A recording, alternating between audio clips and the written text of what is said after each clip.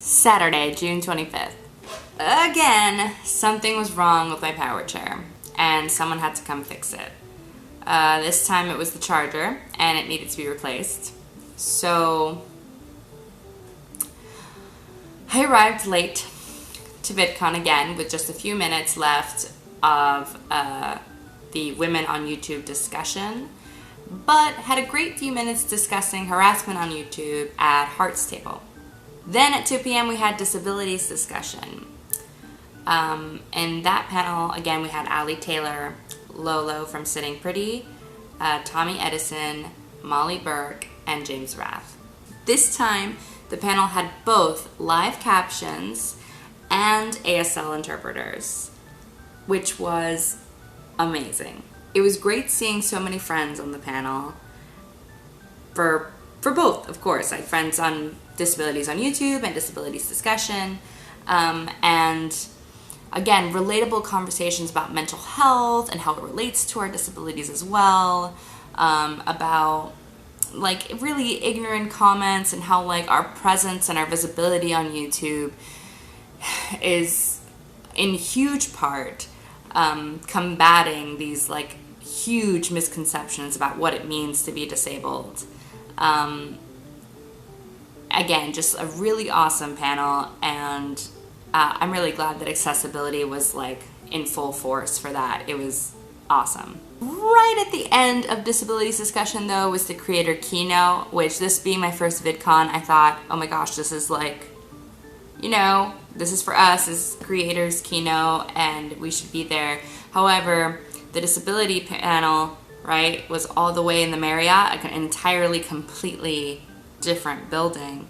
And we had to get over to another building, a very large building, the actual convention center, and get up to the 3rd floor to get to the creator keynote. And if we wanted to be on time for that, we'd have to be able to do it in 60 seconds, which was impossible. So again, like I said, in my experience, a few friends and I had doors shut in our face after treacherous physical journeys of trying to move through crowds with our disabilities to find panels have met capacity by the time that we got there. And there was really ironic scheduling, right? Where the disability panel ended at the same time that creator keynote began, and they were on opposite ends of the convention. So the disabled creators who attended the panel would have to be there late and sit in the back because, again, there was no designated area, and there were also no captions or visible interpreters from the back. And then did a video for James Rath, and him and Abby and I were in the hotel room just like chatting up, like having these 2 a.m. conversations about life and like religion on YouTube and disability and death and like, I don't know, you know what I'm talking about when I say those 2 a.m. conversations where like you've reached, you know, that trusting place in a conversation where you can really like get into the nitty-gritty of life and the universe, etc. So James had to go somewhere else, but then Abby and I hung out in the hotel lobby, and again talking about more stuff. Abby is actually a really cool YouTuber. She is hard of hearing and deals with chronic pain as well.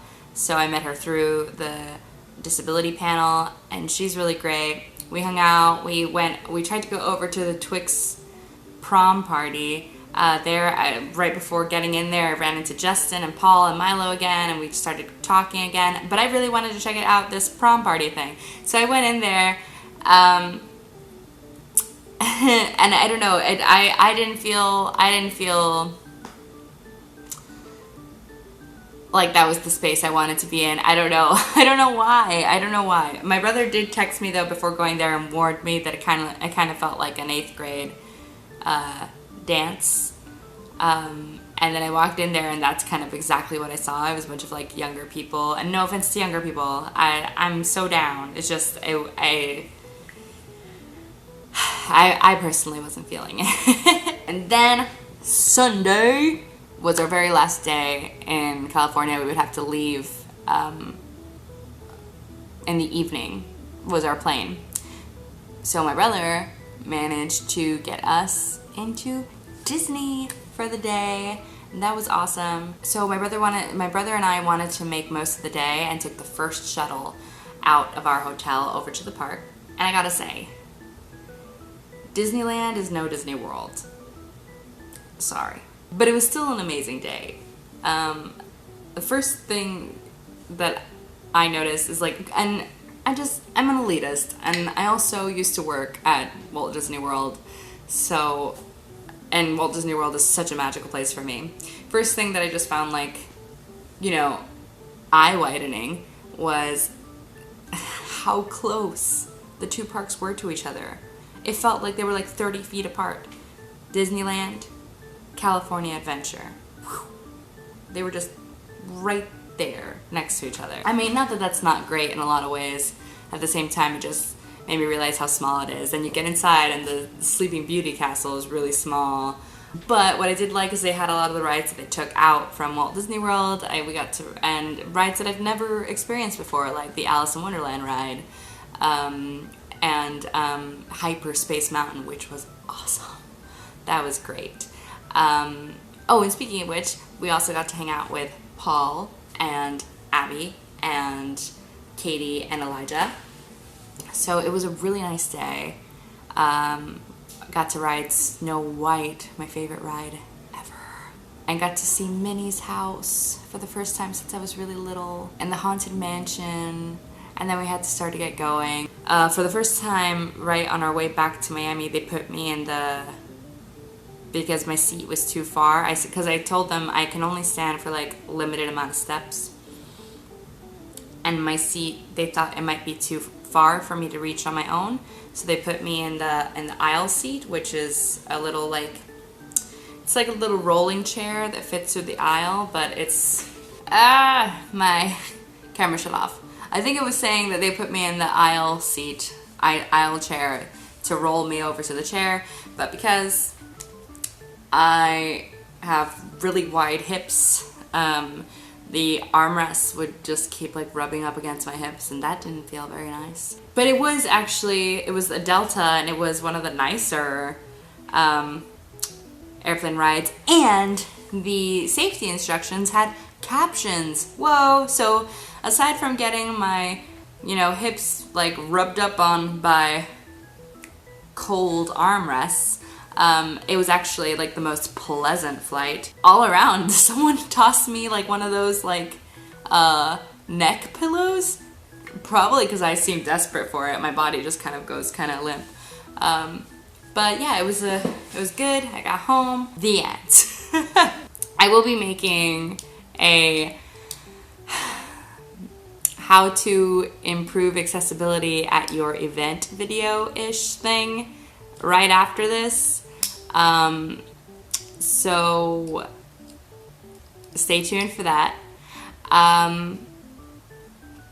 But overall, accessibility issues aside, VidCon was an amazing time, and I got to see some amazing people, have amazing conversations, and I definitely plan on going again. I just hope that accessibility can be improved so that, it's a safe and fun environment for everyone and not just a select group of people. So please let me know if you went to VidCon. How was your experience with that? How do you feel about it? Because I know everyone has like very different opinions about their experience at VidCon. And if you've never been there, let me know if any of these panels I talked about interested you, or what you think about it after what I shared with you. And I will see you all eventually. Bye!